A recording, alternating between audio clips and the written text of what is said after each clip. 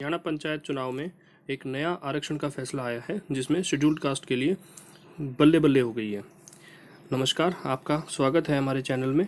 और अब हम जानते हैं पूरी खबर क्या है इस बारे में। ऐसी अपडेट्स पाने के लिए आप हमारे चैनल को लाइक, सब्सक्राइब और शेयर कीजिए ताकि हर किसी को इससे जुड़ी खबर मिल सके। अब हम हमारी खबर शुरू करते हैं, जिसमें ये एक नया फैसला लिया गया है हरियाणा सरकार की तरफ से कि जितनी भी ग्राम पंचायतें हैं और जो लोग चुनावों की प्रतीक्षा कर रहे थे उनके लिए एक नया अपडेट आया है। राज्य में इस बार होने वाले ग्राम पंचायतों में चुनाव में अनुसूचित जाति समाज के लोग सामान्य सीटों पर भी ताल ठोक सकते हैं। इसका मतलब है कि जो पहले जिन सीटों पर सिर्फ आरक्षण से रिलेटेड सूची आती थी और एससी समाज के लोग उन्हीं सीटों पर अप्लाई कर सकते थे या इलेक्शन लड़ सकते थे, अब वो ओपन सीट पर भी चुनाव लड़ सकते हैं। National alliance for Dalit human rights के संयोजक रजत कलसन ने मंगलवार को यह जानकारी दी।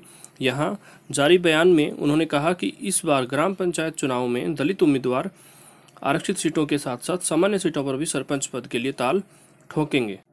इसका मतलब है कि एससी समाज के लोग आरक्षित सीटों के साथ साथ नॉर्मल सीटों पर भी चुनाव लड़ सकते। कलसन ने कहा कि सामान्य सीटों पर भी अनुसूचित जाति समाज का उम्मीदवार चुनाव लड़ सकता है, लेकिन उसे खुद के अनुसूचित जाति होने का कोई सरकारी छूट या लाभ नहीं मिलेगा। उस उम्मीदवार को चुनाव खुद के सामान्य होने की कैपेसिटी में लड़ना पड़ेगा। इसका मतलब यह हुआ कि अगर वो अपनी संवैधानिक और सरकारी छूट या लाभ जो भी आरक्षण से रिलेटेड उसे उनको मिलती है, अगर वो उन सबको छोड़ने की हिम्मत रखते हैं तब तो वो ये चुनाव सामान्य सीटों पर लड़ सकते हैं, अन्यथा नहीं।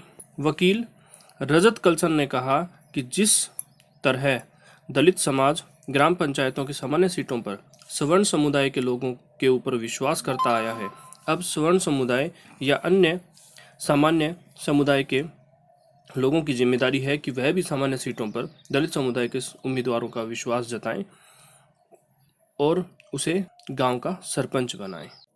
इस वीडियो को देखने के लिए आपका बहुत बहुत धन्यवाद। आप इस चैनल को लाइक करिए, सब्सक्राइब करिए और शेयर कीजिए और ताकि आपको हर तरह की खबर यहाँ पर सबसे पहले मिल सके। धन्यवाद।